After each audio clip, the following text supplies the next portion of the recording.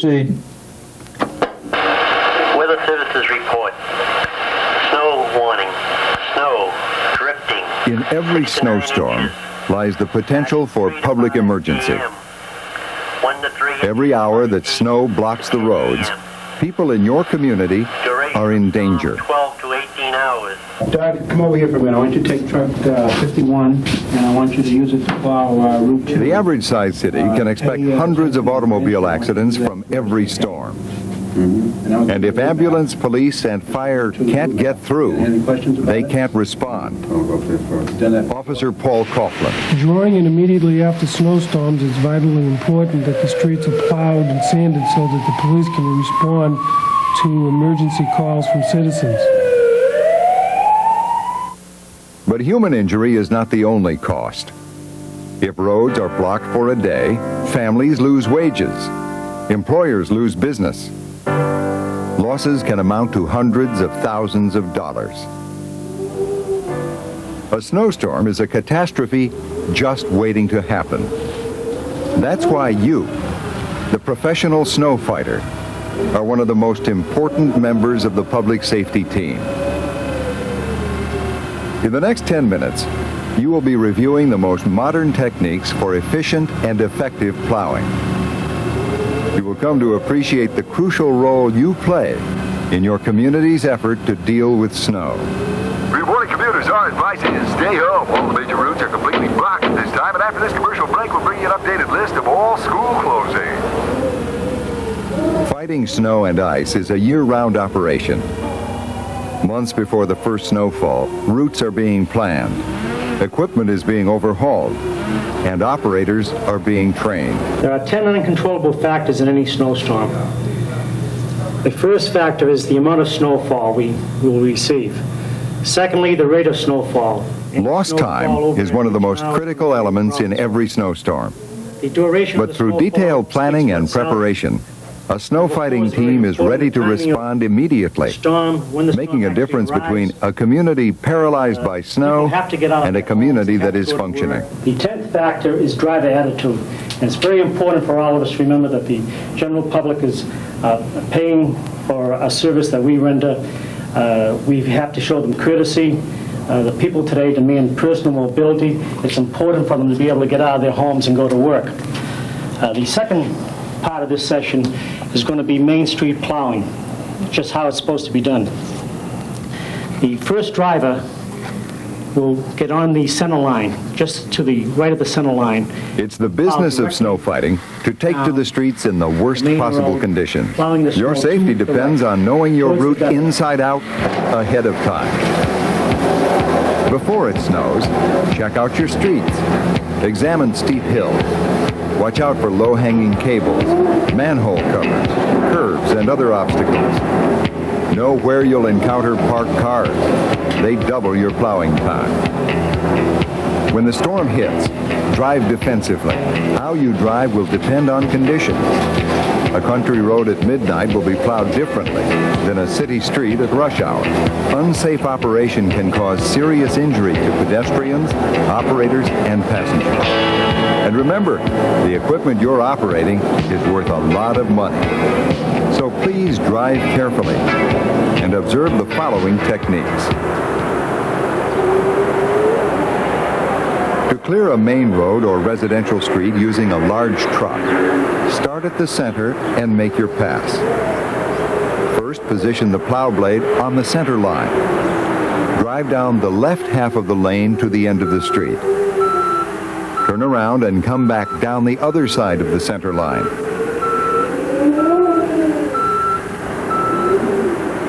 This clears one lane in each direction.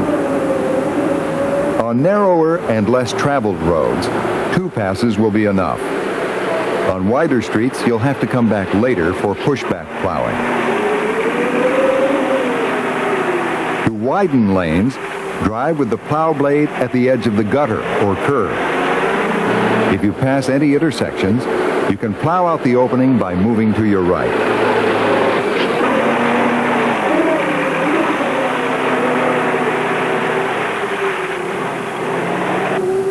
When clearing intersections, make only right-hand turns. To open up the intersection, plow diagonally across, then back up very carefully. Backing up into traffic is a major cause of plowing accidents. If the intersection is large, you may have to make a second cut. Turn right, keeping your plow blade on the curb or gutter. This will sweep the rest of the snow to the side. Watch that you keep the rear wheels clear of the windrow. As you see here, running over the windrow pushes snow back into the street and can damage the rear axle. One of the trickiest configurations to plow with a standard front plow is an open cul-de-sac. Here's how to do it. Start by locating all driveways. Make your first pass across the cul-de-sac, cutting it in two. Back up into the lane you have just plowed and make short passes to the right across the half circle. Watch out for driveways and hook the push snow to the right of each drive as you move around the half circle.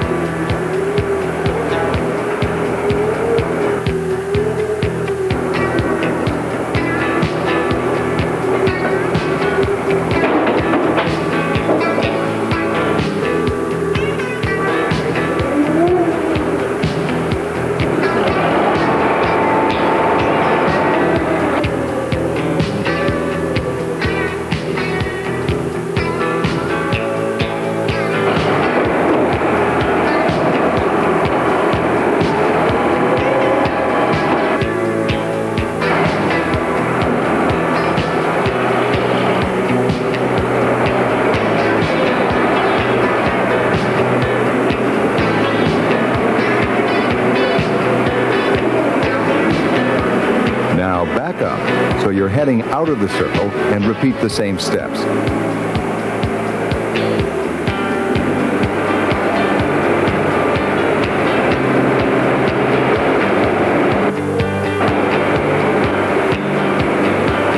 You should finish up with a pass around the outside, pushing all snow back an equal distance.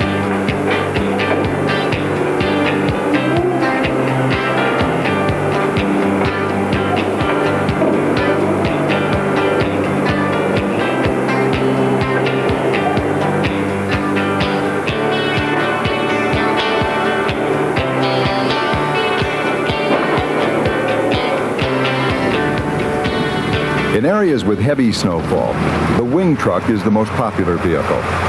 Wing blades increase plowing width by 50% and plowing efficiency by 33%. A wing blade does require a slightly heavier vehicle than a standard front plow. 35,000 GVW diesel power is best, but the results are immediate savings.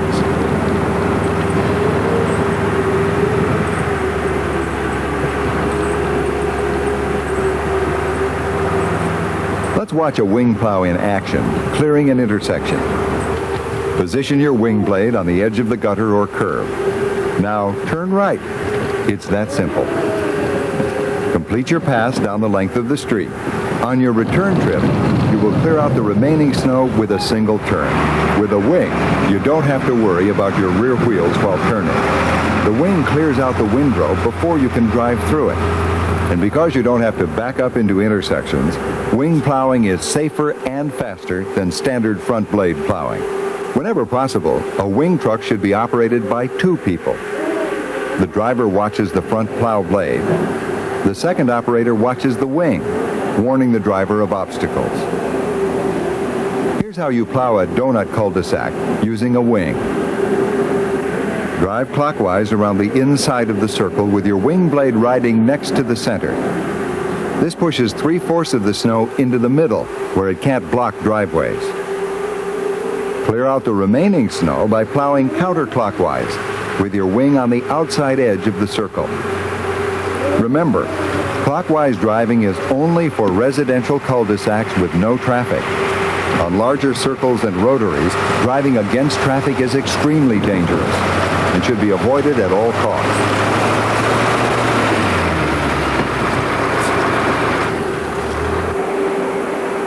But wing trucks are not practical for all streets. For demonstration purposes, watch how smoothly this one-way street is plowed just using a reversible front blade. Make your first pass to the far left side of the street with the plow angled to the left. This pushes snow onto the median strip or to the left of the roadway.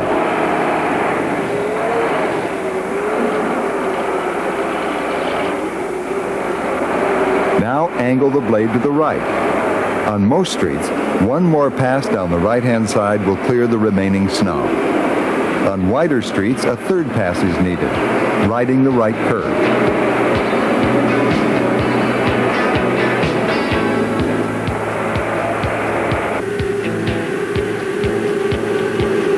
A reversible blade also makes plowing cul-de-sacs easier. Start at the center with the blade angled to the left. Plow around the inner circle, pushing all snow to the middle.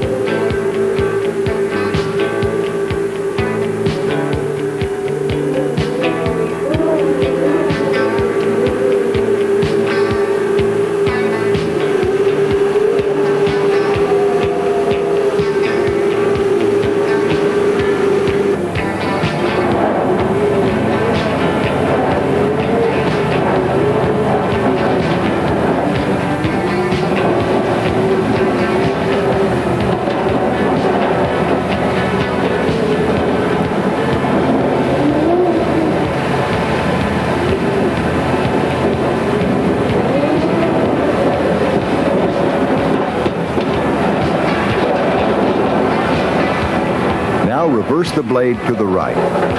Make another pass to the outside, and you're done.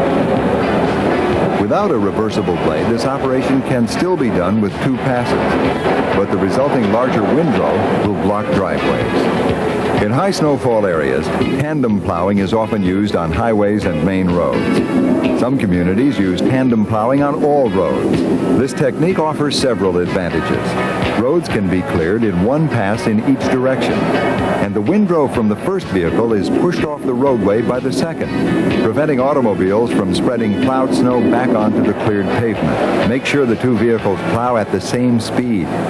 Put the bigger plow at the back, since it will be handling the full snow load. The front vehicle drives with the blade edge on the center line. The second vehicle drives 40 to 50 feet behind and to the right, with the wing or plow blade on the gutter or curb. Most of the time, traffic congestion and safety will dictate your speed. In general, smaller vehicles can safely plow at greater speeds. Trucks average 12 to 17 miles per hour, while loaders and graders are somewhat slower. Your goal is to operate at optimum RPM for maximum fuel efficiency. Watch that snow is being cast safely. In urban areas, keep snow near the road. In rural areas, you'll cast farther to leave room for more snow. Planning, teamwork, skill. That's what makes a professional snow fighting team. On plowing main streets. When the snow falls, your plowing skills will help your community avert chaos. The professional snow fighting team makes the difference.